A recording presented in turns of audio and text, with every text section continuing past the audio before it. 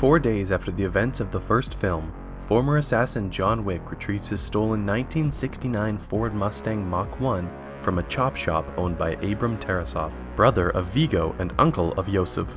John dispatches Tarasov's men in a violent rampage that heavily damages the Mustang, but spares Tarasov's life under the promise of peace and returns home, cementing his weapons into the ground once again. After car shop owner Aurelio takes John's Mustang for repairs, John is visited by Italian crime lord Santino D'Antonio. It is revealed that to complete his impossible task, which allowed him to retire and marry Helen, John asked Santino for help. As a form of contract, Santino swore John to a marker, an unbreakable promise symbolized by a blood oath medallion.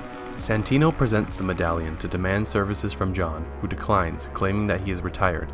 In retaliation, Santino destroys John's home with a grenade launcher. John travels to the Continental Hotel in New York City. Winston, the owner of the hotel, reminds John that if he rejects the marker, he will be violating one of the 2 unbreakable rules of the underworld: no blood on Continental grounds, and every marker must be honored. John reluctantly accepts his commitment and meets with Santino, who tasks him with assassinating his sister Gianna so he can claim her seat on the High Table, a council of high-level crime lords. Santino sends Eris, his mute personal bodyguard, to surveil John. In Rome, Italy, John infiltrates Gianna's coronation party and confronts her in her dressing room.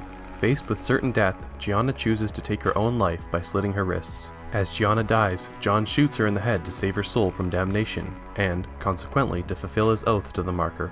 Cassian, Gianna's bodyguard, recognizes John and after realizing that John was sent to kill Gianna, attacks him. John escapes to the catacombs where he is ambushed by Santino's henchmen, who intend to tie up loose ends by killing him.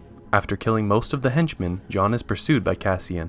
Their battle is halted when they crash into the reception area of the Rome Continental, which, like the New York Continental, prohibits any business on its grounds. As the two share a tense drink, Cassian vows revenge for Gianna's death. After John returns to New York City, Santino opens a $7 million contract for John's death under the guise of avenging his sister, leading numerous assassins to unsuccessfully attack John. Eventually, Cassian confronts John once again in the subway. John wins the fight and badly wounds Cassian, but leaves him alive out of professional respect. Injured and desperate, John seeks help from an underground crime lord titled the Bowery King, whose subordinates treat John's injuries and guide him to Santino's location. John kills Santino's bodyguards and defeats Eris in a knife fight, but Santino is able to escape to the Continental.